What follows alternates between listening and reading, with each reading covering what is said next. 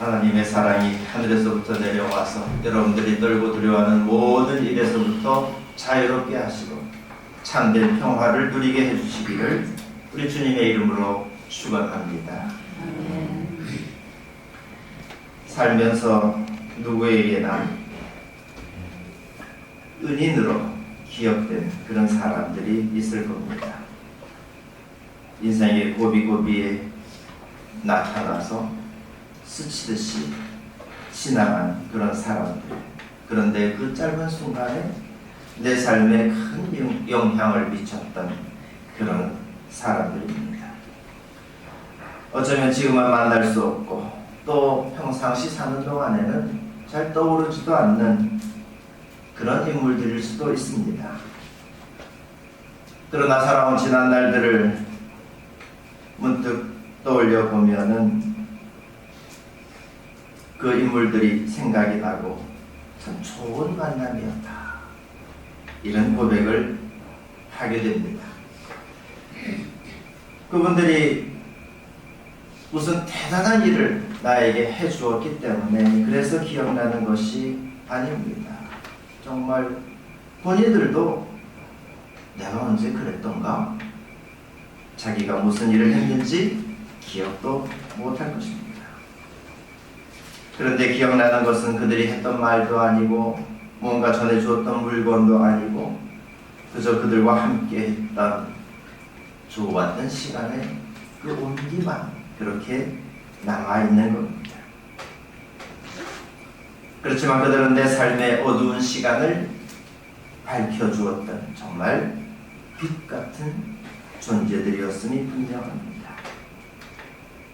혜성과도 같은 어떤 존재가 어떤 궤도로 움직이다가 나라고 하는 이 별과 마주치게 되었는지 접점을 가지게 되었는지 아무도 알지 못합니다. 그저 하나님께서 나에게 보내주셔서 내 인생의 한순간을 그들과 함께 공유하게 해주셨구나. 우리는 이렇게 고백할 수밖에 없습니다. 이런 일들을 생각해 보면 하나님께서 정말 나를 사랑하고 계시는구나. 이것을 깨닫게 됩니다. 하나님은 나를 사랑해 주시는 것이 분명한데 그런데 하나님께서는 사사건건 나타나셔서 내 하는 일에 따따붙다 말씀하시는 그런 분이 아닙니다. 내 인생을 돌아보았을 때에 내가 하나님을 만났다고 고백할 수 있는 그런 일들이 과연 몇 번이나 될까 싶습니다. 그렇지만 돌아보면 하나님은 내 인생의 아주 결정적인 순간마다 나를 찾아와 주셨고 내 인생에 개입해 주셨다 하는 것을 알게 됩니다. 물론 어떤 때는 내가 혼자서 시간을 가질 수 있도록 참 하나님께서 한참을 그냥 내버려 두셨다 이런 생각도 듭니다. 그러나 그런 순간에도 하나님께서는 여러 사람들, 은인과도 같은 사람들을 만나게 해주시면서 나를 향한 하나님의 관심이 끊어져 있지 않다 하는 것을 알게 해주셨습니다.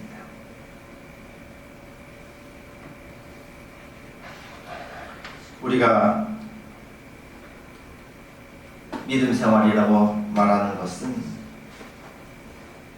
소위 종교행위라고 하는 그런 일들에 매일 몰두해서 살아가는 그런 것이 아닙니다. 결정적인 순간에 하나님을 찾고 그 순간에 귀를 열어서 하나님의 음성을 듣는 겁니다. 우리가 부모님을 사랑한다고 해서 자나깨나 부모님 생각하면서 사는 사람 없습니다. 오히려 일상 가운데는 잊어버리고 살아가는 것이 훨씬 건강한 모습입니다. 그렇게 살다가 힘겨울 때나 위로가 필요할 때 그때 우리는 부모님을 찾아가서 마음을 추스릅니다. 그때에도 부모님께서 뭔가 감추어두었던 돈다발을 건네주신다고 해서 그래서 힘이 되는 것 결코 아니지 않습니까? 그 존재 자체로 우리에게 안식처가 되어주십니다.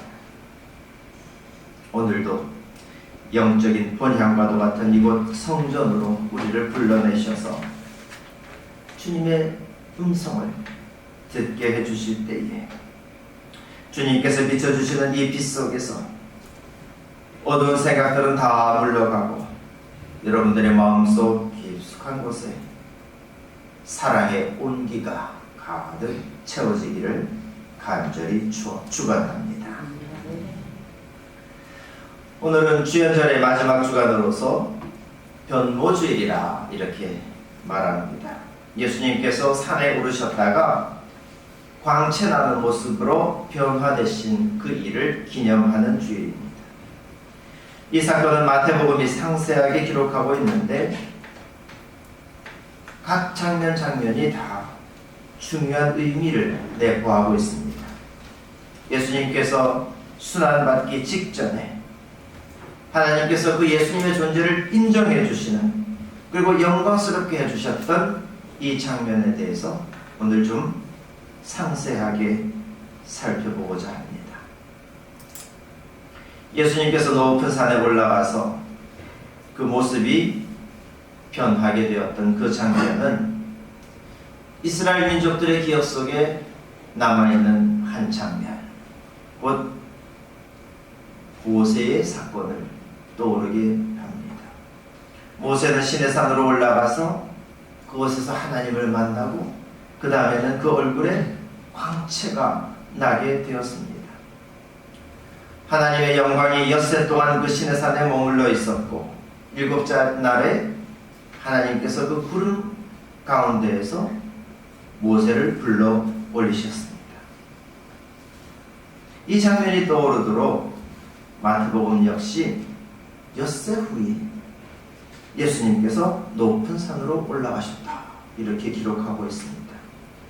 일반적으로 성경에서 엿새 후에 그 다음에 사흘 후에 이런 식으로 표현하는 말은 일종의 전환구에 불과하지만은 지금 이 장면에서 마태는 이 일이 모세의 사건과 관련이 있다 하는 것을 이 엿새라는 말로 노골적으로 알려주고 있습니다.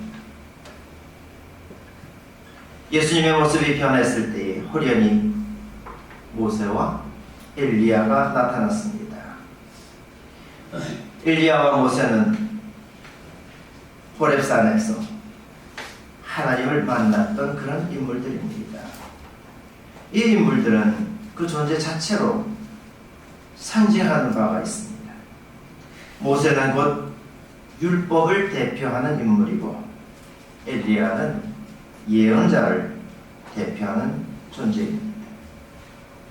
모세와 엘리야가 나타나서 예수님과 만났다 하는 이 사실은 구약에서 백성들에게 전해주셨던 그 율법과 또 예언의 그 모든 말씀이 예수님 안에서 성취되었다 하는 것을 의미합니다.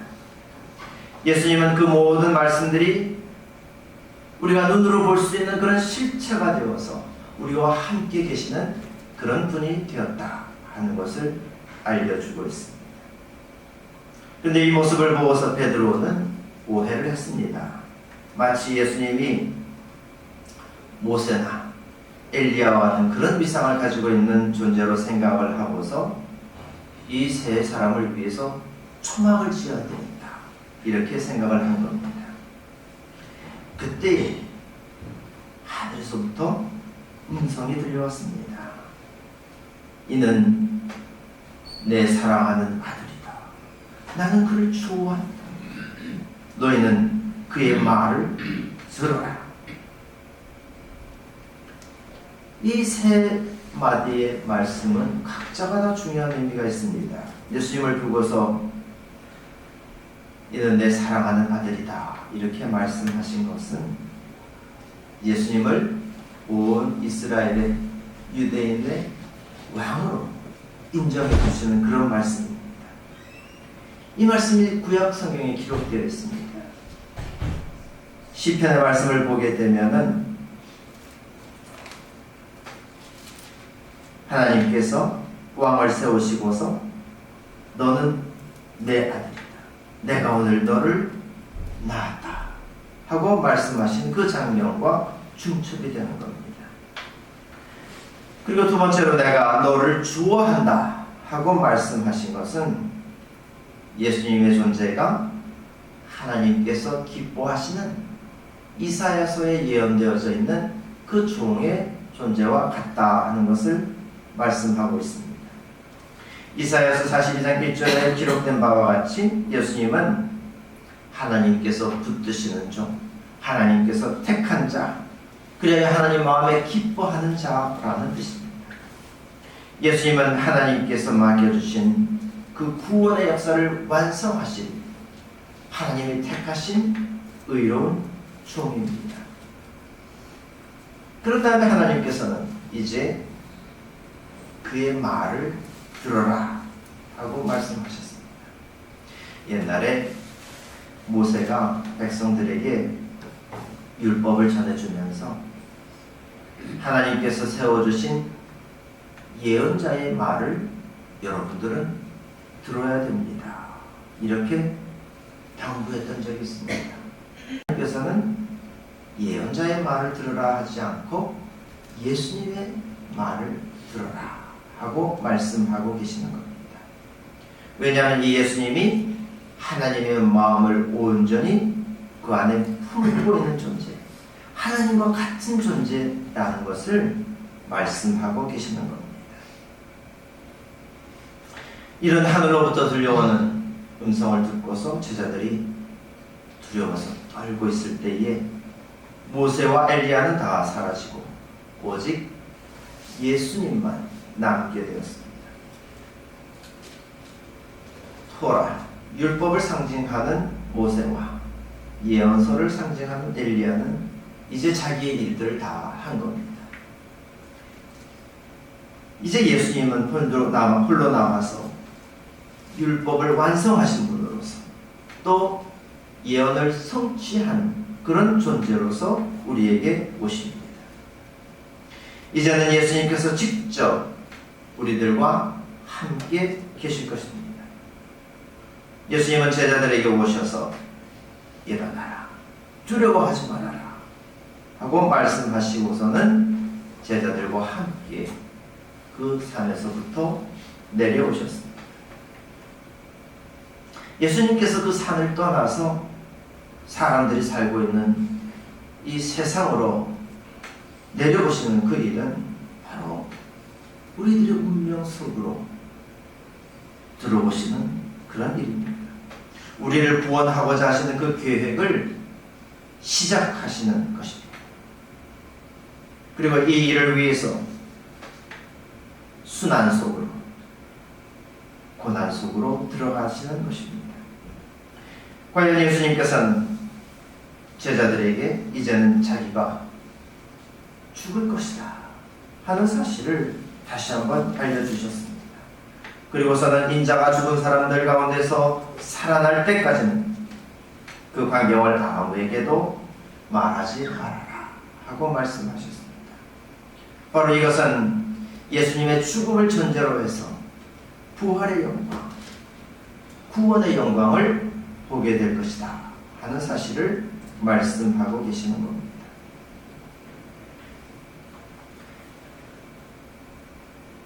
베드로가 목격했던 이 예수님의 변모 사건은 이와 같이 깊은 의미를 담고 있습니다. 그러나 베드로가 지금 우리가 이해하고 있는 것처럼 이 사건의 의미를 그때는 알아차리지 못했을 것입니다. 그저 예수님의 모습이 환상적으로 변모되는 그 모습을 보면서 아니 이게 꿈인가 생신가 하면서 놀랐을 것입니다. 그래서 자기가 무슨 말을 하는지도 모르고 예수님 여기다가 제가 초막을 새 짓겠습니다 하고 말할 정도가 되었습니다. 예수님께서 그곳에서 당신의 죽음을 예고하셨어도 베드로는 그때 그 깊은 뜻을 전혀 헤아리지를 못했습니다. 그래서 그 일에 대해서는 묻기조차 두려워서 입을 다물었었다 하였습니다. 하지만 이 장면은 두고두고 베드로의 마음을 붙잡는 참으로 신비로운 기억이 되었습니다. 훗날 베드로는 이 순간을 다시금 떠올리면서 자기가 예수님의 위엄을 눈으로 보았다. 내가 확실히 보았다. 이렇게 증언하였습니다. 예수님 곁에서 이렇게 많은 일들을 보고 배웠던 그런 베드로였지만은 그러나 하나님의 경륜을 그때에는 다 헤아리지를 못했습니다. 처음에 예수님께서 죽음을 예고하셨을 때에 베드로는 깜짝 놀라서 절대로 이런 일이 일어나서는 안 됩니다 하면서 예수님의 앞길을 막아섰습니다. 또 나는 예수님을 절대로 모른 채 하지 않겠습니다.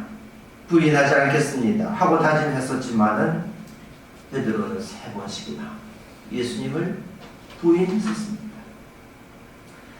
또 하늘에서 내려온 보자기의 환상을 보고 나서야 그제서야 하나님의 뜻을 헤아리고서 이방인들에 대한 거리감을 지워낼 수가 있었습니다. 그 후에도 수제자라고 하는 이 베드로가 늘 다른 제자들의 눈치를 보다가 바울 사도에게 핀잔을 듣게 되었습니다. 베드로 한 사람을 놓고 보면 참 연약한 존재였다. 인정하지 않을 수가 없습니다. 그런 베드로가 그렇게 연약한 사람이 마지막까지 주님의 증인이 되고 순교의 길로 나아갈 수 있었다 하는 이 사실은 참 신비로운 일입니다. 베드로가 어떻게 죽음을 맞이하였습니까? 위경들 가운데 하나인 베드로 행전을 살펴보면은 베드로가 맞이했던 그 운명의 순간이 이러하였다 하고 알려주고 있습니다. 베드로가 마술사 시몬과 대결을 하였습니다. 사도행전에 등장하는 그 빌립에게서부터 전도를 받았던 시몬이라는 인물입니다. 그 마술사 시몬과 대결해서 승리를 하였지만은 베드로의 목숨이 위태로워졌기 때문에 베드로는 로마라고 하는 그 도시를 이제 떠나가는 거예요. 그런데 그때 베드로는 환상 중에 십자가를 지고 가시는 그 예수님을 다시금 만나게 됩니다. 베드로는 그 예수님을 향해서 주님, 지금 어디로 가십니까? 여러분들이 잘 알고 있는 쿠오바디스 노미네, 주님 어디로 가십니까? 이렇게 질문을 던집니다. 그러자 그때 예수님께서 베드로에게 내가 다시 십자가에 달리기 위해서 로마로 간다. 베드로는 지금 로마를 떠나고 있는데, 자기 목숨을 살리려고 떠나고 있는데 예수님은 다시 십자가에 달리기 위해서 로마로 간다. 이렇게 말씀해 주신 겁니다. 그 말씀을 듣고서 베드로는 자기가 죽을 줄 알면서도 발길을 돌려서 로마로 돌아갑니다. 그리고는 결국 아그리빠에 의해서 처형당하고 맙니다. 미화된 말씀이 분명하겠지만 우리는 결정적인 순간마다 그렇게 예수님을 만나고 예수님의 음성을 들었던 그런 베드로라면 얼마든지 이런 일들을 할 수 있었겠구나 하는 생각을 하게 됩니다. 예수님께서 변모하셨던 그 모습을 또렷하게 기억하면서 이 일은 결코 교묘하게 꾸며낸 신화 같은 이야기가 아니다, 분명히 내가 본 일이다, 이렇게 증언했던 베드로의 그 말은 결코 빈말이 아니었습니다. 베드로가 자기 삶의 방향을 주님께서 가셨던 그 길로, 그 고난의 길로 따라가기로 결단함으로써 베드로는 자기 정원에 신뢰성을, 진실성을 그렇게 확인시켜 주었습니다. 부활하셨던 그 예수님을 만나고 하나님의 음성을 들었던 그 신비로운 경험을 힘입어서 베드로는 자기 삶의 표대를 그 어떤 순간에도 잃지 않았던 것입니다. 이와 같은 베드로처럼 여러분 역시 하나님과 만났던 그 아름다운 경험들을 또렷이 기억하면서 주님께서 가신 그 길로 여러분들도 끝까지 따라가는 그런 복된 인생이 되시기를 간절히 축원합니다. 말씀을 맺고자 합니다. 하나님께서 예수님을 향해서 해주셨던 그 말들 가운데에서 나는 그를 좋아한다, 내가 그를 기뻐한다 하신 이 말씀이 저한테는 제일 와닿는 것 같습니다. 이는 내 사랑하는 아들이다, 또 그의 말을 들어라 하는 이런 말씀은 예수님이 하나님의 아들입니까? 예수님입니까? 예수님한테만 해당되는 그런 말씀처럼 느껴집니다. 그런데 나는 그를 좋아한다 하는 이 말씀은 예수님뿐만 아니라 우리들한테도 똑같이 해주시는 그런 말씀이 분명합니다. 하나님은 우리를 틀림없이 좋아하고 계십니다. 우리가 마치 하나님을 잊어버린 것처럼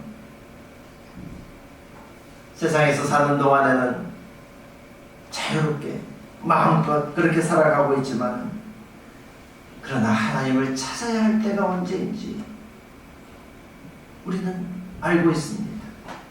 우리가 언제 하나님께서 나에게 베풀어 주셨던 그 사랑을 우리 이웃에게 또 형제에게 베풀어야 할 것인지 우리가 압니다.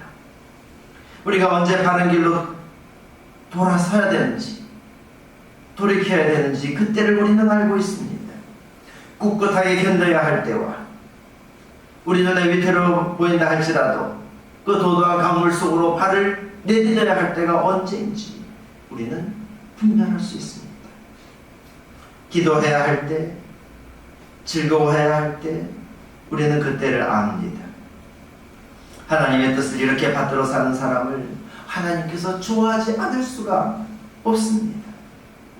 예수님께서 세례를 받으셨을 때, 그리고 예수님께서 그 죽음을 결단하고 하나님의 계획에 동의하셨을 그 순간에 하나님께서는 큰 소리로 내가 그를 좋아한다 이렇게 말씀해 주셨던 것이 아니겠습니까?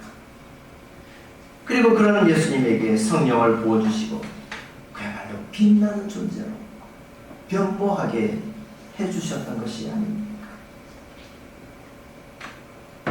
위기의 순간마다 우리의 인생을 꿰뚫고 들어오셔서 신령한 은혜를 베풀어 주시는 그런 주님을 여러분 기억하십시오. 몸소 경험한 그 신비로운 기억들을 힘입어서 주님께서 가신 그 길로 여러분들도 언제든지 나아가시기를 바랍니다. 그러면 여러분들의 인생 또한 해같이 빛나게 해주실 것입니다. 나는 너를 좋아한다 하신 이 하나님의 사랑 고백을 늘 들으면서 살아가는 존귀한 믿음의 인물들이 다 되시기를 간절히 축원합니다. 기도하겠습니다.